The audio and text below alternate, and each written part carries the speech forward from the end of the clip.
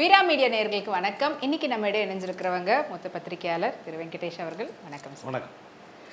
இப்போது சினிமா பிரபலங்கள் எல்லாரும் அரசியல் பக்கம் அப்படியே தாவி வர மாதிரி ஒரு செயல் தான் இப்போ நடந்துட்டு இருக்குது.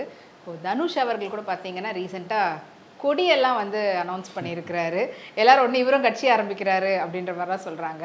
ஆனால் அவருடைய அந்த நற்பணி மன்றத்தை இயக்கமாக மாற்றுறதுக்காக ஆரம்பித்தது அப்படின்னு சொல்கிறாரு. கொஞ்ச நாளைக்கு முன்னாடி விஷாலும் அதான் பண்ணியிருந்தார். இப்போ எல்லாருமே ஒரு மாதிரி அரசியல் களத்தில் இறங்கணுன்றதுக்காக பண்ணிட்டு இருக்கிறாங்களா? விஜய் அவர்கள் சிஎம் ஆனதுக்கு அப்புறமா அப்பயே நம்மளும் ஆகக்கூடாது அப்படின்றது எண்ணமா?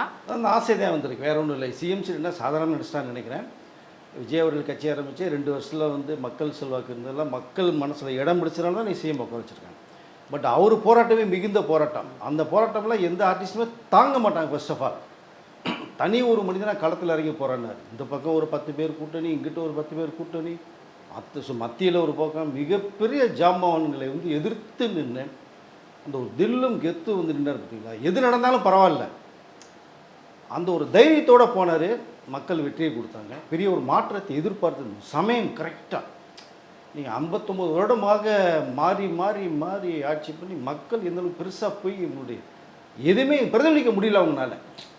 அப்போ பெரிய ஒரு மாற்றத்தை எதிர்பார்த்தாங்க. கரெக்டாக விஜய் அவர் உள்ளே வந்தாங்க, தூக்கி உட்கார வச்சிட்டாங்க. பட் அதனுடைய ஆசையை தான் இப்போ இவர்கள்லாம் வருகிறாங்க நான் நினைக்கிறேன். ஏன் இதுக்கு முன்னாடி அவர் வரலாம், வந்திருக்கலாம் இல்லையா? விஜய் அவர்களே 2024 தான் கட்சி ஆரம்பித்தார். ஆனால் அந்த விதை போட்டது எத்தனை வருஷத்துக்கு முன்னாடி? கிட்டத்தட்ட ஒரு 20 வருடத்துக்கு முன்னாடியே அவருடைய மன்றத்தை இயக்கமாக இது பண்ணி பண்ணிட்டு இருந்தாங்க. ஸோ ரசிகர் மன்றத்தை நற்பணி மன்றமாக தான் மக்கள் இயக்கமாக மாற்றினாங்க. உதவிகள் எவ்வளோ பண்ணியிருக்காங்க தெரியுமா உங்களுக்கு? கண்ணுக்கு தெரியாமல் இந்த 2015 ஃப்ளட் வரும்போது இத்தனையோ க்ரோஸ் கணக்கில் பண்ணாங்க. கேரளா கவர்மெண்ட்டுக்கு 70 லட்ச ரூபா மேலே கொடுத்தப்பட்டது. பட் அவர் சைலண்டாக பண்ணாங்க. இது உடனே போய் உட்காரல. அவர் கொஞ்சம் கொஞ்சமாக இதை போட்டு ஒரு ஆலமரமாக உருவாகிருக்காங்க. பட் அரசியலை யாரு வேணாலும் வரலாங்கிறது ஓகே, தவறு இல்லை. ஆனால் இங்கே விஜயே உட்காந்துட்டார்ல சிஎம் சீட்டில், அப்புறம் நம்ம உட்கார முடியாது சீட்டு அப்படிங்கிற அந்த ஒரு கனவு நிறையா இருக்குது. நம்ம அப்துல் கலாம் ஐயா சொன்னது மாதிரி கனவு காணுங்கன்னு சொல்லிட்டாரு. பட் இவங்க கனவு காண்றது பெரிய அளவில் இருக்காது. பட் பகல் கனவாக போயிடக்கூடாது, முயற்சி பண்ணுங்கள்.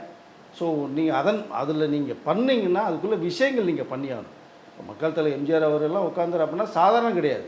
அரசியல் அனுபவத்தில் உள்ளே போய் வெளியில் வந்தார், கட்சி ஆரம்பித்து அவருக்கு படாத பாடு. அதே மாதிரி தான் விஜய் அவர்களுக்கு பண்ணார். எம்ஜிஆர் அவருடைய படமும் அப்போ ரிலீஸ் பண்ண முடியாமல் ரோஸ்ட் வாலிபெல்லாம் படாத பாடு பிடிச்சி உங்களுக்கு.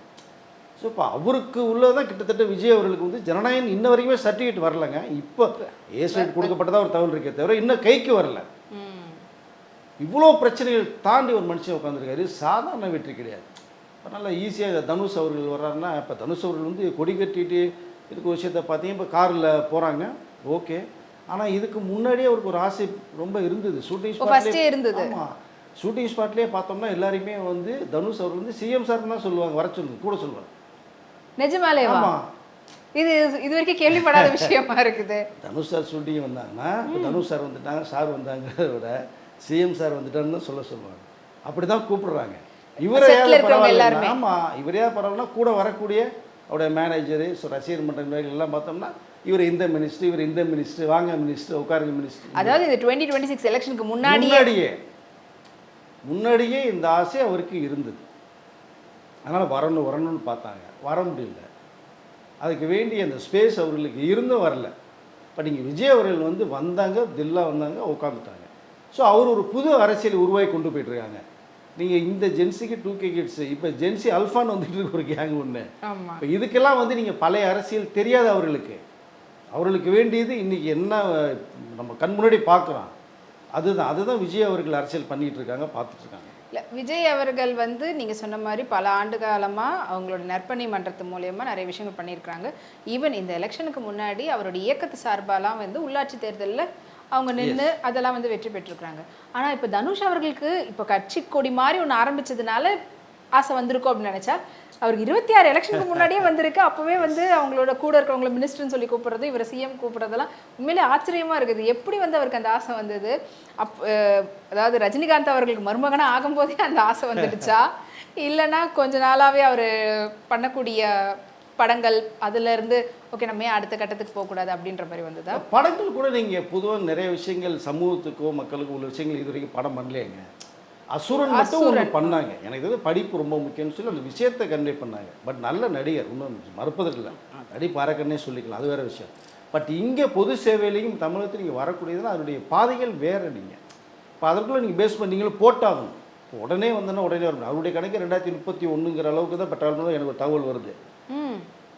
ஸோ அவர் சிஎம்மானுங்கிற ஆசையில் இருக்க அவங்க அப்பா கூட பேசுகிறது நீங்கள் கேட்டிருப்பீங்க. பாய்ஸ் காலில் வீடியோ நடிச்சது வாங்கிட்டாரு. ஸோ ஏன் தனுஷ் தான் வரக்கூடாதா? ஏன் சொல்லப்போனால் அவருடைய பிள்ளை 2 பேருமே அரசியலுக்கு வருவாங்க அப்படின்ற விஷயத்தையும் சொல்கிறார். அவங்க பாவம், அவங்க பாட்டு இன்னும் படமே வரல. இப்போ தான் படம் பூஜை தனுஷ் வர்றாருன்னு நீங்கள் சொல்லுங்கள், ஓகே. அவங்களுடைய யாத்திராலிங்கத்தையே வருவாங்க அப்படின்னு சொல்கிறாரு அவங்க அப்பா அப்படின்னா அது எப்படி எடுத்துக்கிறது நீங்கள் அதை?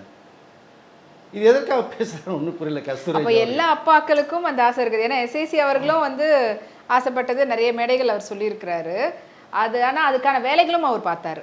ஏங்க எஸ்ஏசி அவர்களும் விஜய் அவர்களில் வந்து நீங்கள் ஆரம்பத்திலேருந்தே அதுக்கேற்ற மாதிரி அவர் மிகப்பெரிய அனுபவசாலிங்க. கலைஞர் அவர்களுடையத்திலும் சரி, ஜெயலலிதா அம்மையார்ட்டும் சரி, நெருங்கிய அரசியல் அனுபவம் நிறைய இருக்கு அவர்கிட்ட. நீங்கள் கலைஞர் படங்கள்லையும் பார்த்தாலும் தெரியாது நிறைய விஷயங்களை சமூகத்தில் நீங்கள் சொல்லியிருப்பார். சமூகம் சார்ந்த விஷயங்களை சொல்லியிருப்பார். நீதிக்கு தண்டனை படுத்துங்க கலைஞர் வசனத்தில் ஒரு படம் பண்ணுறாரு. அப்போ எந்த அனுபவம் இருக்குது உங்களுக்கு ஒரு எஸ்ஏசி அவர்களுக்கு?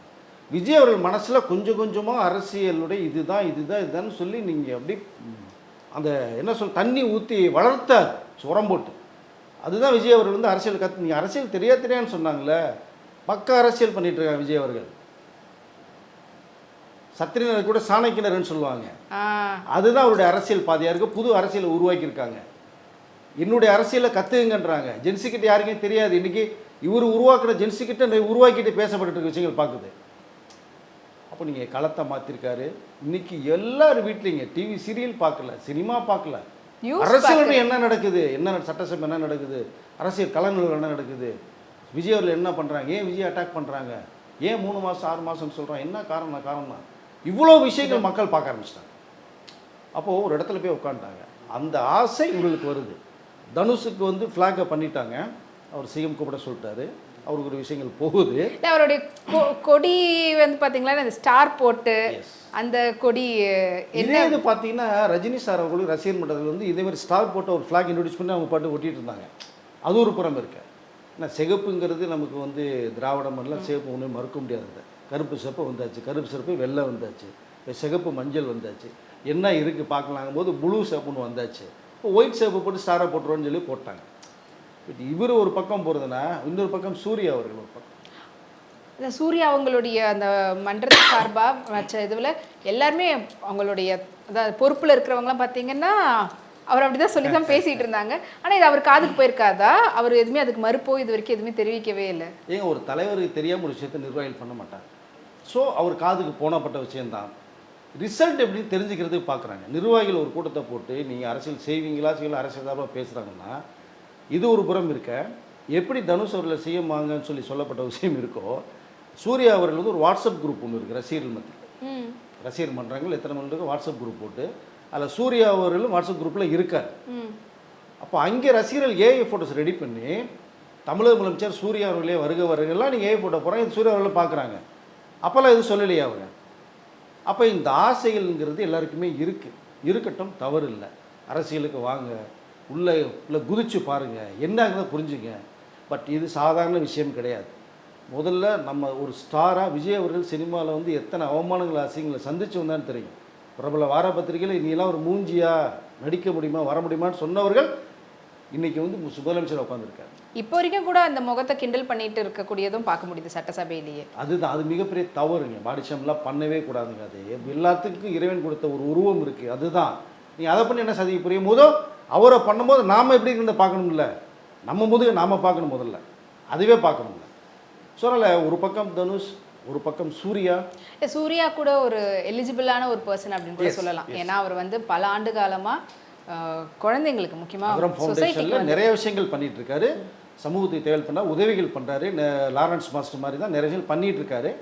பட் அதுதான் நீங்கள் வரணும்னு நினைக்கிறீங்க, அனௌன்ஸ்மெண்ட் பண்ணுங்கள், வாங்க, மக்கள் சேவை பண்ணுங்கள், களத்தில் இறங்குங்க. 230 தொகுதிக்கு மாதத்துக்கு ஒரு தொகுதி போய் இப்போ இருந்தே நீங்கள் ஆரம்பிங்க. அப்போ 2031 நீ மக்கள்கிட்ட போய் நீங்கள் ரீச் ஆக முடியும். நம்ம ஏசி கார்லேயே போவோம், பென்ஸு கார்லேயே போவோம், பிஎம்டபிள்யூலே போகணும்னு போனீங்கன்னா வேலைக்காகாது. பட் எல்லா பேரும் விஜய் ஆக முடியுமா அப்படின்னா ஒரு கேள்வி. அதுதான் எல்லாரும் பண்ணுங்க. ஏன்னா அவர் என்ன தொகுதி வாரியாக போனாரா, அவர் வரலையா அப்படின்ற அந்த ஒரு கேள்வி எல்லாருக்குமே இருக்குதுல்ல. போக விட்டாதானுங்க போக முடியும், போக விடலையேங்க. போக விடலன்றதை தாண்டி இன்னொரு பக்கம் வந்து இவருடைய ஆதரவுன்றதை தாண்டி 2 கட்சி மேல இருக்கக்கூடிய கோபமும் அதிகமா இருந்தது மக்கள் மத்தியில். அதுவே வந்து இவருக்கு ஒரு பெரிய சாதகமாகவும் இருந்ததுன்னு எடுத்துக்கலாம். ஆனா இப்போ இவங்க வரக்கூடிய நேரத்துல எல்லாமே ஓரளவுக்கு புரிஞ்சுக்கிட்டவங்களா தான் இருப்பாங்க மக்கள்.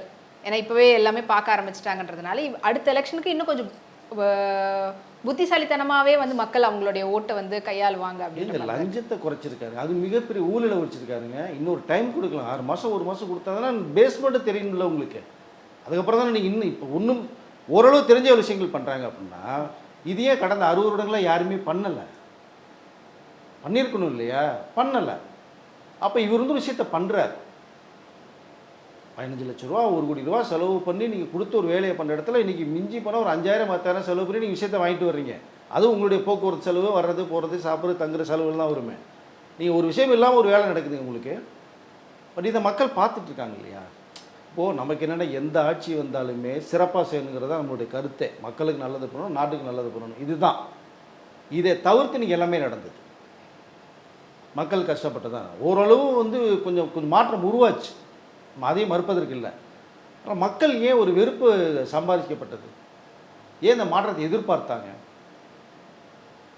அப்போ நீங்கள் 60 வருடமாக இருந்தவர்களுக்கு தான் நீங்கள் வாக்கு போட்டிருக்கணும். அப்படி பார்த்ததுன்னா 2 பேருக்குமே நீங்கள் கொடுக்கல. அதுதான் 108 சீட் கொடுத்து இன்னொரு 10 சீட் கொடுத்துருந்தாங்கன்னா உட்காந்து மக்களுக்கு இன்னும் ஃப்ரீயாக பண்ணுறதுக்கு வாய்ப்புகள் நிறையா இருந்திருக்கும். பட் பரவாயில்ல, ஒன்றும் தவறு இல்லை. இதுவே மிகப்பெரிய ஒரு விஷயமாக பார்க்கப்படுது. இப்போ நீங்கள் செயல்படுத்துறதை பார்த்து 2031 மக்கள் இன்னும் அதிகமாக கொடுக்கறதுக்கு வாய்ப்புகள். ஆனால் 2031 இன்னும் கூடுதலான போட்டி வரும் போல இருக்கு. நீங்கள் சொன்ன மாதிரி தனுஷ் அவர்கள், இன்னொரு பக்கம் சூர்யா அவர்கள், அண்ட் இது இல்லாமல் டிஆர் அவர்களும் சொல்லிட்டு இருக்கிறாராம் என் பையனும் நான் வருவாப்பில் அப்படின்ற மாதிரி. அது எந்த அளவுக்கு உண்மை? டிஆர் அவர்கள் ஒரு கட்சி ஆரம்பித்தாங்க. அவரை வந்து எம்ஜிஆர் மேல் நல்ல பேர் உள்ளவங்க. டிஎம்கேக்கு போனார். அப்புறம் தாயா மறுமலர்ச்சிகள்னு ஒன்று ஆரம்பித்தாங்க. பட் பெரிய அளவில் போய் ரீச் பண்ண முடியல அவர்னால. ஸோ அரசியலில் வந்து அதாவது நீ அரசியல் சாதாரணமாக இல்லைங்கிறதுக்கு நிறைய உதாரணங்கள் சொல்லலாம். தனுஷ் சூர்யா அவர்கள்லாம் தெரிஞ்சுக்கணும் ஃபஸ்ட்டு.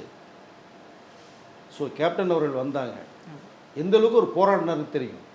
இந்த அளவுக்கு அவரை எமோஷனல் படுத்தி கேள்வி மேலே கேள்வி டென்ஷன் ஆகி அவரை எமோஷனல் ஆகி நிறைய விஷயங்கள் பேசப்பட்டது உங்களுக்கு தெரியாது. மெட்டீரியலாகவே மாற்றி உருவாக்குவாங்க. மக்கள் மத்தியில் தவறாக ரீச் ஆகும். ஸோ கமல் அவர்கள் ஆரம்பித்தாங்க மக்கள் நீதி மையம். மக்கள் நீதி மையத்தில் மக்களே இப்போ இல்லை, வெறும் போர்டு மட்டும்தான் இருக்குது. நீ என்ன பண்ணுவீங்க அதை? ஏன் நீ மீண்டும் கொண்டு போய் முடியல? நீங்கள் அதை சூப்பர் ஸ்டார் ரஜினி அவர்கள் வரணும் வந்தாங்க, வந்து தான் 96 கண்டிப்பாக செய்யும். மற்ற சும்மா அது மறுப்பதற்கே இல்லை. ஆனால் வரலை. 2021 வரதுக்காக வந்து பிளான் பண்ணுறாங்க. உடல்நிலை சரியில்லை, கொரோனா வந்துச்சு, ஆஃப் ஆகி போயிட்டாங்க. ஸோ இந்த பக்கம் இன்னொருத்தர் சரத்குமார் தனியாக ஆரம்பித்தார், சமத்துவ மக்கள் கட்சி. கடைசியில் ஒன்றும் இல்லை, யாரோ வந்தாங்க. கார்த்தி வந்தார். கார்த்திக் மக்கள் தலை எம்ஜிஆர்கள் படங்கள் மூலமாக கருத்துக்கள் சொன்னாங்க. மக்கள் வந்து ஏற்றுக்கொள்ளாரு. நீங்கள் முதலமைச்சரை உட்கார வச்சாங்க. ஜெயலலிதா அம்மையார் அவர்கள் கூட நீங்கள் அவங்க தனி கட்சி ஆரம்பித்து வரல. மக்கள் தலை எம்ஜிஆர் அவர்கள் போட்ட விதையில் நீங்கள் உள்ளே வந்தாங்க, செல்வாக்கு இருந்தது, தமிழக முதலமைச்சர் வந்து உட்காந்தாங்க. அதற்கு பிறகு விஜய் அவர்களுக்கு தான் மக்கள் மத்தியில் மிகப்பெரிய ஒரு என்ன சொல்கிறது, இந்த செல்வாக்கு இருக்குது. பட் அந்த இடத்துக்கு தனுஷும் சூர்யாவும் ஃபஸ்ட்டு வரணும். இண்டஸ்ட்ரியில் நீங்கள் அந்த சீட்டில் போய் உட்காரணும். உட்கார்ந்ததுக்கு பிறகு நீங்கள் மக்கள் கருத்தில் நீங்கள் வரணும். வந்தால் அந்த இடத்தை அதான் சொல்லுங்க, யாரும் அந்த இடத்த பிடிக்கிறதுக்கு முயற்சி பண்ணுது. இந்த போட்டியில் கலந்துப்பாரா? சிம்பு வந்து அந்த ஆசையில் அவருக்கு இல்லைங்கிற தகவல் தான் எனக்கு வந்து டிஆருக்கு இருக்கலாம். பாக்கியராஜ் கூட மக்கள் எம்ஜிஆர் மக்கள் முன்னேற்றலாம் ஆரம்பித்தார், ஜெயலலிதா எதிர்ப்பு தெரிவித்தார், அவனாலே கட்சி பண்ண முடியல. ஸோ கடைசி அரசியல் விமர்சனம் போனார். அதனால் இங்கே ஆரம்பித்தவர்கள் நிறையா பேர், தோல்வி சந்தித்தவர்கள் நிறையா பேர், வெற்றி பெற்றவர்கள் விரல் விட்டு எண்ணலாம். மக்கள் எம்ஜிஆர் அவர்கள், ஜெயலலிதா அவர்கள், அதற்கு பிறகு விஜய் அவர்கள். ஸோ இந்த இடத்துக்கு வர்றதுக்கு முயற்சி பண்ணுங்கள். வரக்கூடாதுன்னு யாரும் சொல்ல விரும்பலை, வாங்க. ஆனால் அதற்குள்ள தகுதியை நம்ம உருவாக்கி கொள்ள வேண்டும், தகுதிப்படுத்திக்கிட்டு வாங்க. எஸ், மக்கள் மத்தியில் நீங்கள் வந்தால் சாலிடாக வந்து இந்த அளவு வெற்றி பெற வாய்ப்புகள் உருவாக்கணும். உருவாக்கிட்டு வந்தால் மக்கள் வரவேற்கலாம், பார்க்கலாம் எங்களுடைய ஆசைகள். ஸோ நிறைவேறதுக்கு அவங்களோட முயற்சி பண்ணலாமே தவிர, நிறைய பேர் வர லிஸ்ட்டு இருக்குது, நிறைய வர்றாங்க. ஸோ அந்த அப்படியே வந்துட்டு இருக்காங்க. அந்த எறும்பு அப்படியே ஒரு இடத்துல இருக்கும், டப்புன்னு வெளில வந்து அனுப்பு ஸ்பிரிட் ஆகிடும். அது மாதிரி சினிமா துறையிலேருந்து அப்படியே வந்துட்டு இருக்கிறாங்க. ஸோ ஆசை மட்டும் போதாது, அதுக்கு உங்களை நீங்கள் தகுதிப்படுத்திக்கிட்டு வந்தீங்கன்னா கண்டிப்பாக மக்கள் அந்த வெற்றியை உங்களுக்கு தருவாங்கன்றதை சொல்லியிருக்கிறீங்க. நன்றி. நன்றி.